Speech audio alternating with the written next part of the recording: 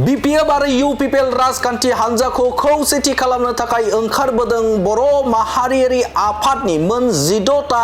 आफादा। खुलुमबाय, स्टुडिअ दं आङो राकेश रामसियारि। बे समाव बर' हारिनि संग्रामजों जोनोम मोननाय राजखान्थियारि हान्जा, मोननै राजखान्थि हान्जा, बे राजखान्थि हान्जाखौ खौसेथि खालामनो थाखाय ओंखारबोदों मोन 16टा बर' हारिनि माहारियारि आफादा। मैयानि सानाव गुवाहाटीआव थानाय जे बड'लेण्ड आलासि जिरायग्रा बे न'ब्लाङाव गासै मोन 16टा माहारियारि आफादा मोनसे गोनांथार आयदाखौ लानानै सावरायनाय जादों। बर' माहारिनिखौ गेरेमसा बर' माहारि खालामनो थाखाय आरो बर' हारिनि मोनफ्रोमबो जेंनाखौ खौसेयै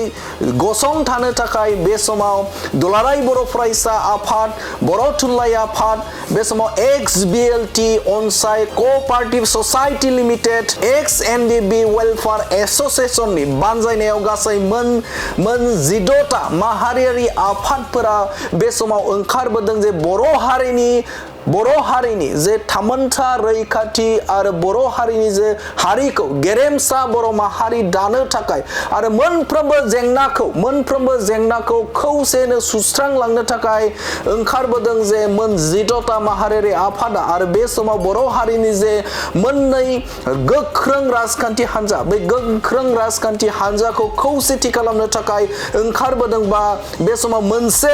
मोनसे थावनियावनो थानानै एबा मोनसे प्लेटफर्मावनो थानानै बे समाव सावरायलायदों एबा नैथि खेबनि थाखाय सावरायलायदों गुवाहाटीनि बा खानापारायाव थानाय बड'लेण्ड गेस्ट हाउसआव। आरो बे सावरायनायनि गेजेरजों बिथांखि एबा बे समाव बिथांमोना गुबैयै बर' हारिनि जे मोननै गोख्रों राजखान्थियारि हान्जा BPF आरो UPPL खौ खौसेथि खालामनो थाखाय बे समाव हांख्रायदो एबा खौसेथि जानो थाखाय हांख्रायदो बे मोन 16टा बर' हारिनि माहारियारि आफादा। आरो बेनि गेजेरजों जों नुनो मोनदों जे गुबुन बे समाव माहारियारि आफाद एबा बर' हारिनि गुबुन गासै मोन 16टा माहारियारि आफादा बे हाबाफारियाव बाहागो लानायखौ जों नुनो मोनदों। आरो बेनि गेजेरजों बिथांखि एबा मोनथिनो मोनदों जे बे समाव बेनि गेजेरजों जे बर' हारिखौ गेरेमसा बर' माहारि खालामनो थाखाय आरो बर' हारिनि मोनफ्रोमबो जेंनाखौ समानै एबा मोनसे खौसेथियै सुस्रांलांनो थाखाय बे आयदाखौ लादों होननानै जों मोनथिनो मोनदों। आरो बे समाव नोंथांमोननो फोरमायगोन बे हाबाफारियाव बबे माहारियारि आफादफोरा बाहागो लादों। बे समाव फारि फोरमायनो थाखाय आखायाव लादों। बे समाव नुनो मोनदों जे बे हाबाफारियाव दुलाराय बर' फरायसा आफाद, आबोफ, बारग' भलेन्टियार स्पर्ट्स, BTR प्रिन्सिपाल एस'सिएशन, बड' डिपार्टमेन्ट टिचार्स एस'सिएशन, खौसेथि बर' सुबुं आफाद, दुलाराय बर' हारिमु आफाद, बर' बिमा गौथुम, BPCC, अल बड' प्राइमारि टिचार्स एस'सिएशन, आसाम बड' सिने आर्टिस्ट एस'सिएशन, दुलाराय बर' समाज, अल आसाम ट्राइबेल संघ,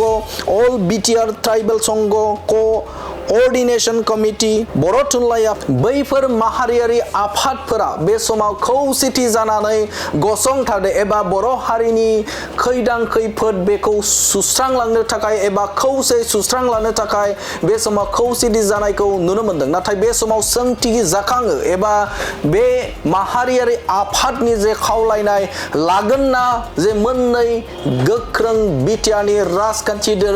BPF आरो UPPL राजखान्थि हान्जानि दैदेनगिरिफोरा बे माहारियारि आफादनि जे खावलायनाय जे बर' हारिनि जे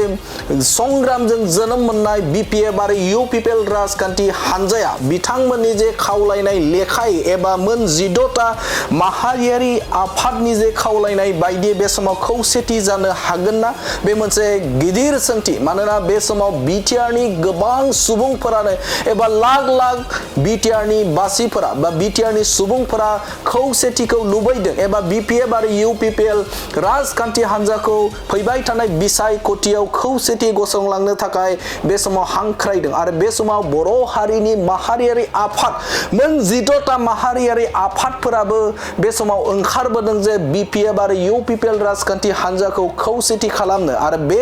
खावलायनायखौ बर' माहारिनि खावलायनाय आरो मोन 16टा माहारियारि आफादनि जे खावलायनायखौ बे समाव दहाय होनानै BPF आरो UPPL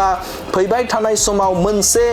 आवथायावनो एबा मोनसे खुन्थियावनो फैनानै खामानि मावगोन नामा बे मोनसे गिदिर सोंलु जानानै थाबाय आरो बेखौ सम फैयोब्लासो मोनथिगोन नाथाय बे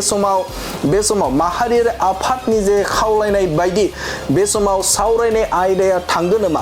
आरो जुदि थाङोब्ला बर' माहारियाव मोनसे जारिमिन लिरनानै बा लिरजानाय मोनसे जागोन मानोना बे समाव राजखान्थियारि जे मोननै राजखान्थि हान्जाखौ बा बर' हारिनि मोननै राजखान्थि हान्जाया जुदि खौसेथि जायोब्ला बे मोनसे जारिमिनारि आरो बर' हारिनि साफ्रोमबो सुबुंफोरनि जे मोखाङाव मिनिनायखौ बे समाव नुनो मोनगोन आरो गोजोननि मोनसे बार बारगोन बिटिआर हालामाव नाथाय बे समाव